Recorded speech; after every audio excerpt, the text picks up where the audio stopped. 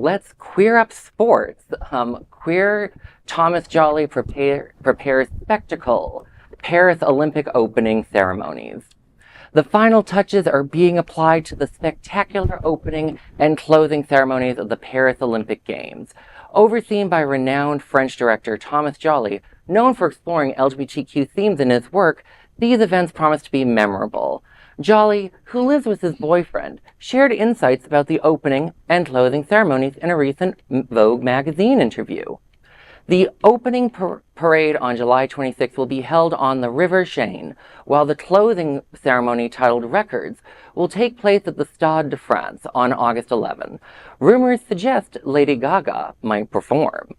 Jolly, 42, has dedicated 18 months to these preparations. Jolly's vision for the Paris 2024 ceremonies is the celebration of being alive and of living together.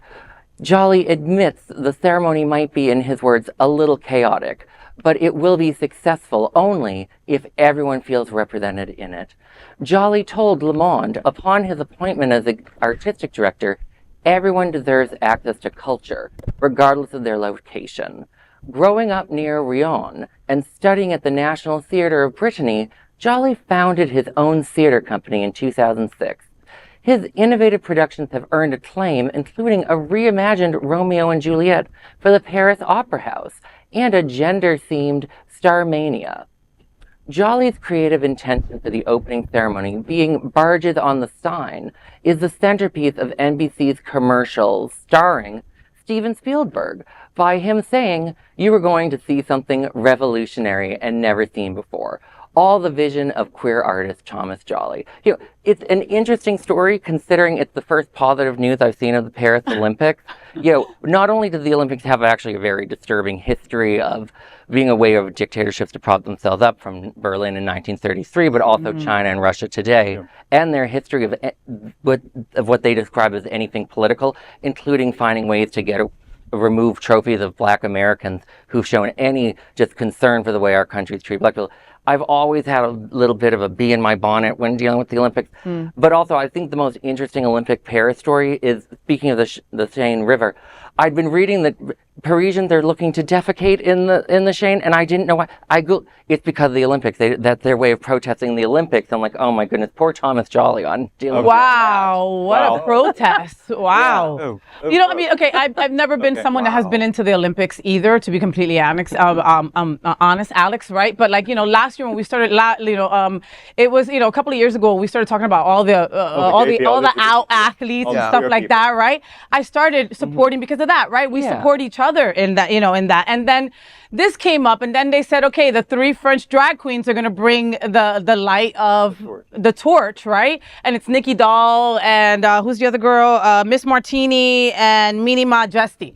You know, I thought that was such a great way to kick this off on a happier note, right? Yeah. You know, and try not to think of all the effed up stuff that they've done in history. Yeah, yeah. You know, I mean, it's very queer. Yeah. It really is. I mean, it's, you know, the Olympics are very queer. They are, yeah, there's no doubt. And also, I've heard, and it's been said that Celine Dion allegedly is going to perform at the opening ceremony. Oh. I mean, wow. you know. I was happy with Lady Gaga, but that's huge. Because she said that she is thinking about going on tour, which is, of course, a major thing since her diagnosis of her stiff person syndrome, after singing at the Olympics. So we'll see. I'm still stuck on what Alex said about the pooping in the. Because I've been hearing about it. I'm still stuck on that. I'm sorry. Like, I remember hearing it before, and then I Googled. I was like, "Are there protests?" Then I was like, "Oh, that's."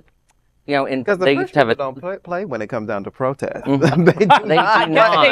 They don't play when it comes down to protest. This is scatological. Steven Spielberg literally talked about revolution. I'm like, well, yeah, that happens in Paris occasionally. Occasionally, of course. But I'm loving this Thomas Jolly. To bring it back to that, Thomas Jolly, a queer artist, was tapped to do the creative direction. I think he said the word chaotic was in there, but I wrote down interconnected play of like productions and experiences. I can see a queer artist. I don't know Thomas Jolly's work, but from queer perspective, I'm pretty sure we're going to have some great representation For in there. sure. And we're going to have some great entertainment. And going off of the story that we just talked about with Africa and talking about how important representation, the Olympics is an international, worldwide, and people really do get pride out of this in other countries. Yeah.